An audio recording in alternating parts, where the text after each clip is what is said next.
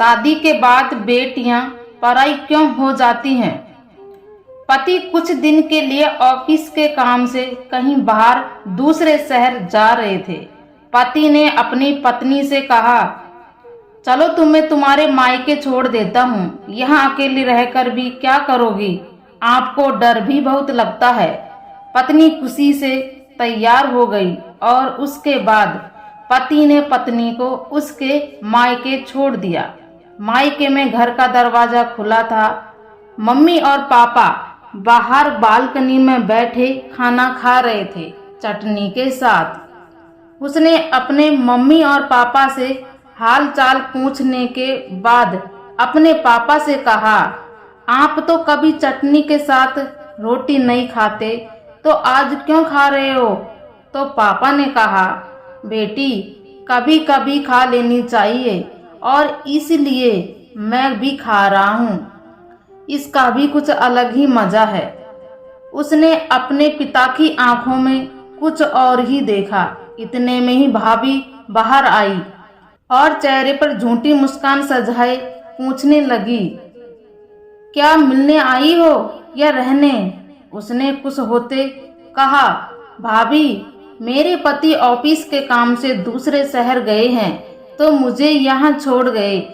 भाभी कहने लगी, बैठो तुम्हारे लिए चाय पानी लेकर आती हूँ।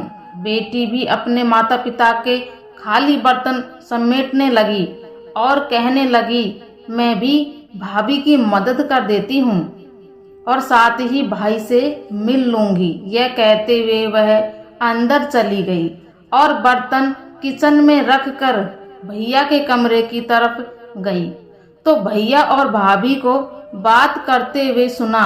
भाभी भैया से कह रही थी, तुम्हारी बहन ब्याह कर तो चली गई, लेकिन अभी तक मम्मी पापा की चौखट नहीं छोड़ी। जब भी दिल करता है मुंह उठाकर चली आती है यहाँ।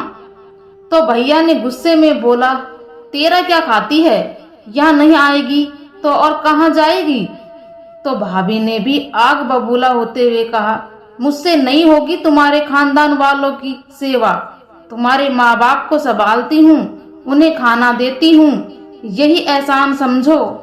भैया और भाभी की यह बातें सुनकर वह सन्न रह गई थी। उसकी आवाज तो उसके मुंह में ही दब के रह गई और वह उल्टे पांव वापस होने लगी। थोड़ी देर बाद फोन पर बात करने का दिखावा करते हुए बाहर निकली। अच्छा जी, आप लोग आए हैं गांव से, पहले ही बता देते तो मैं मायके नहीं आती। अच्छा आप परेशान ना हो, ऐसा करें आप तब तक पड़ोस के घर में बैठें, मैं अभी आती हूँ।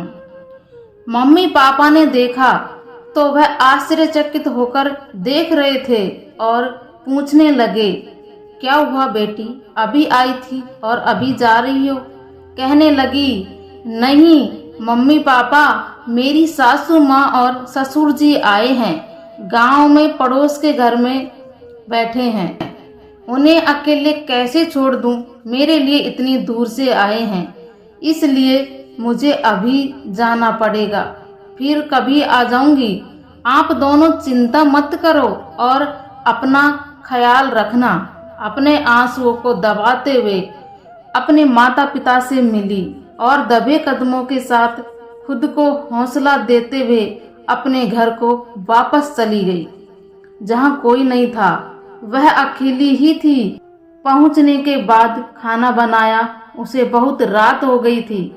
उसे रात के खाने में नमक ज्यादा लग रहा था, जबकि वह नमक उसके गले से उतर रहे आंसुओं का था। यह सच है कि मायके में माँ बाप होते हैं, लेकिन कभी कभी उनके होते हुए भी हम बहुत बेबस होते हैं। मैं आशा करती हूँ कि जो भी भाभियाँ लगती हैं उनके भी मायके होते हैं, पर यह चैन यहीं टूटनी चाहिए और एक दूसरे का सम्मान करना चाहिए। Please subscribe to our channel.